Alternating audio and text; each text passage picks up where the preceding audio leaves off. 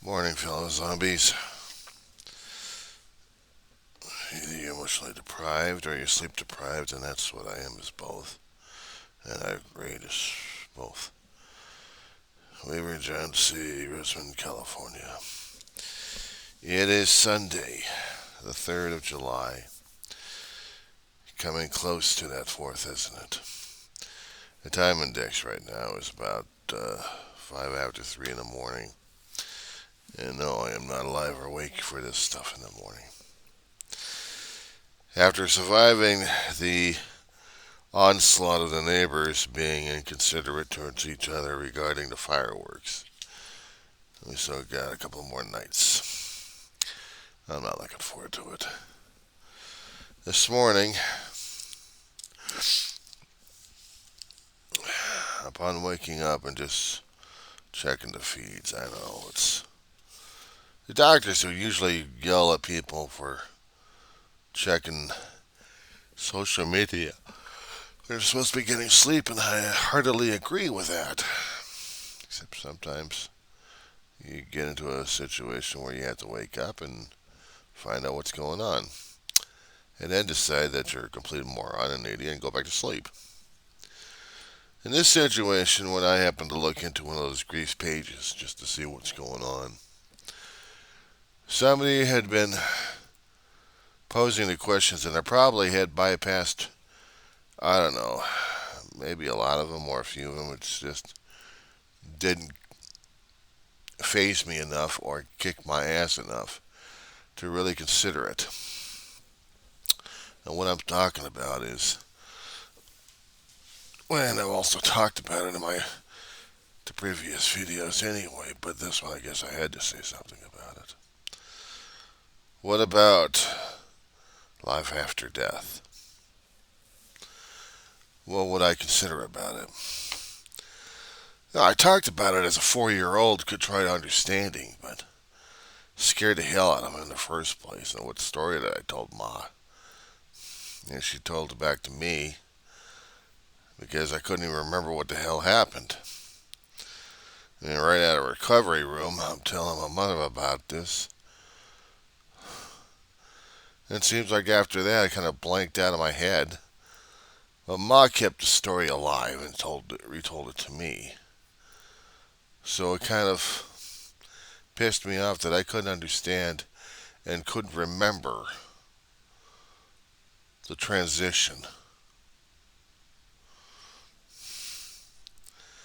A 4-year-old is supposed to remember this entirely, and yet here I'm trying to recall it entirely. Then I'm going into the operating room, and then they put the mask on me, and I already got my arms IV'd up. I'm a helpless kid. And then in the surgery, I'm already having dreams. I don't even know what the dreams are. I guess maybe I'm starting them up. But they start to lose me in the surgery. I'm trying to fill in the blanks here in the adult way I can. Is, start to drift off my dreams, and I'm popping out of my damn body, and I don't know if it's a dream or not. It's weird. There is no description accurate enough to indicate a floating body out of a spirit out of a body here. There is no accurate description of it. One minute you're probably dreaming about something, and next minute I think maybe I'm dreaming this thing. And to me, it's all a dream. And I see the tunnel, and I go through the tunnel. It's usually a tunnel. It scares the hell out of me. And white light at the end with a figure. I'm thinking it's God. It has to be God. Why is God here pulling me up? But no, I was attracted to the light. I felt like home. I felt like peace, no pain, no issues. And then the voice is saying, John, you got to go back. It's not your time yet. What do you mean it's not my time yet? I want to go home. John, it's not your time yet. So the force pushes me back in the body, back in the probably disturbed dreams, and then I'm mounted again. The doctors are frantic. Second time around, man, they're pumping in the damn drugs. They're pumping in the damn electricity in my poor body. Once more, the voice is saying, will you get back in there? It's not your time yet. But I want to go home. I don't want to go through this. You know, an individual being defiant towards this voice. I want to go home. I don't want to deal with this thing. Third time's the charm. Stuck in the body again. This time I have to wake up and recover in pain. Because I don't know how the hell to deal with any of it.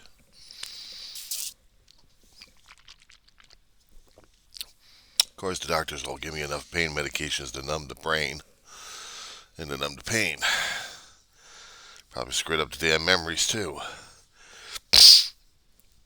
But some people say, oh, it's a beautiful dream or a beautiful experience.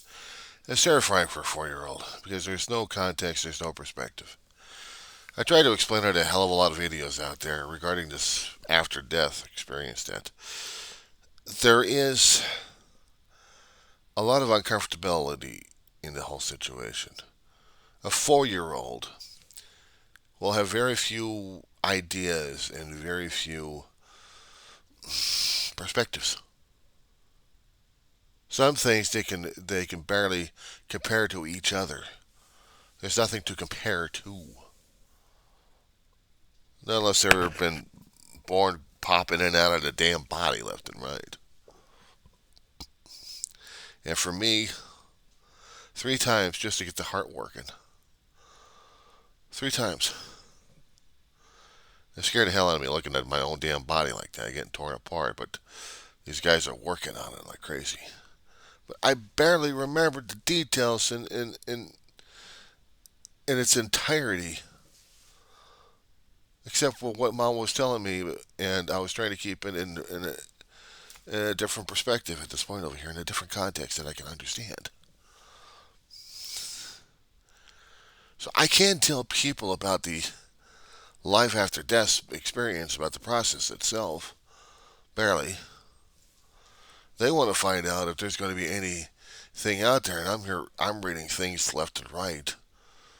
I'm wondering if they've actually been through it before and came back. Were they allowed to do so? Did they ever transition and came back and actually saw heaven itself? We all had seen Hollywood versions of what heaven looks like. Actors portraying it, they're actually been there now. They died and now they're there. Patrick Swayze was one of those actors that gave a performance of his life. And then decades later, his life is taken. Or his life is lost and then he's there. And it was scary as hell seeing this. Watching the movie Ghost, I only seen it a few times, and it got to me very much. Because apparently in some gut level I was there and I didn't exactly like it much myself. It scared the hell out of me. It did. Even when I've seen some of these angel pictures and television shows about that, sometimes don't get me at a level, but that would have scared the hell out of me. There was a reason why I was sent back all the time during my heart operation. And my brother and I didn't know about it until we actually looked at the letter that my brother wrote to the doctor who handed it to my mother, who kept it. And we saw it. My brother at the time, 8 years old, or 7.5, nearly 8 years older than I am. he asked and pleaded to the doctor to save my life. Don't let me die. Apparently, God already read the message already. I probably planted the information in Ma's head of saying, don't lose that letter. You're going to need it. So, I still have it. And when David and I saw it after Mama died, we both broke down and cried.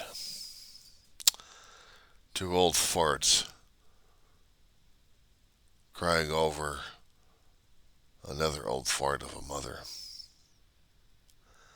And we bawled our heads off.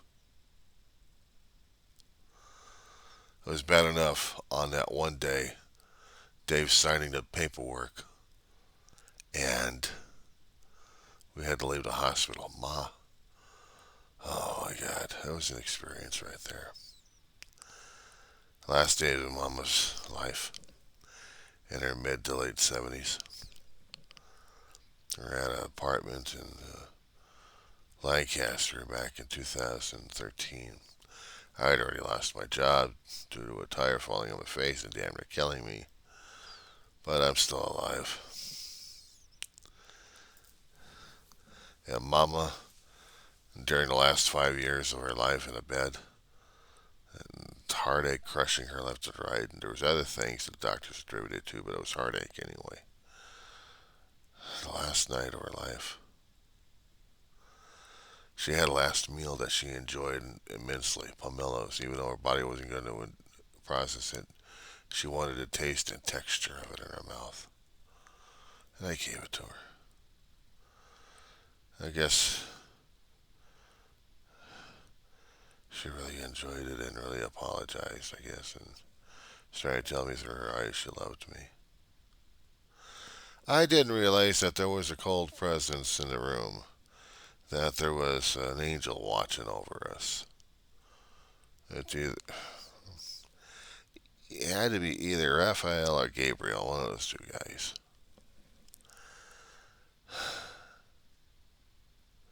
Had to be. I don't know, I just never right then on a cold shoulder. I thought it was just some kind of weird ass breeze going through. So that's what it was, I thought. I didn't know that Ma had visitors. About a week or two, she was seeing all these people coming through her bedroom. And yet all these visitors were just relatives that already passed by and meant a lot to Mama. Including her own mother visited her. Dave and I didn't realize this until we started talking about the conversations Ma had. It didn't occur to both of us that Mama was getting visited and getting set up for that trip. I wish my brother had been.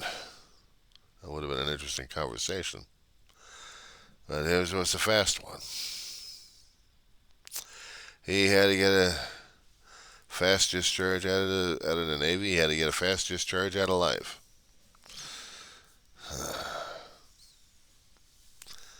So much for never quitting, bastard. I yelled at my brother's corpse on that one. You called yourself a SEAL? Get up, you bastard! SEALs don't quit!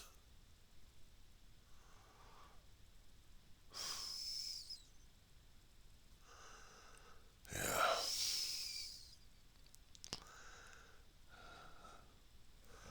Problem is, this guy did quit. Or maybe was forced to anyway. The picture that you see behind me is my family. The black and white picture is usually on the cabinet where you see the red, white, and blue, or just a red, white. I'm going to have to adjust the camera angle so we can get a good bicentennial picture of the damn thing.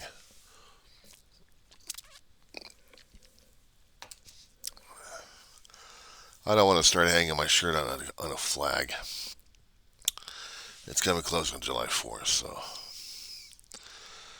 But I wanted this letter to be sent out And I'm going to this link posted to a few grief pages for those who are trying to understand the transition of death and wondering if God is actually real or not. Believe me, He's real.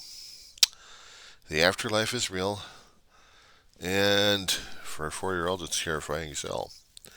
I haven't had any experiences as an adult, not one. As a kid and a teenager, maybe a couple of more times, but where I actually sat somewhere and prayed, and then I'd feel energy inside of me. That's the only thing I can describe it. And actually would care. As an adult, growing older and older at this point, I've had other things happen that took out the caring portions of myself. I'm just struggling for survival. That's all I'm doing right now. For those who keep asking themselves those questions, if the afterlife is real, is God real? What's going to happen next? I don't know the story. I don't know the answers to your questions. All I know is what I can tell you. And for that,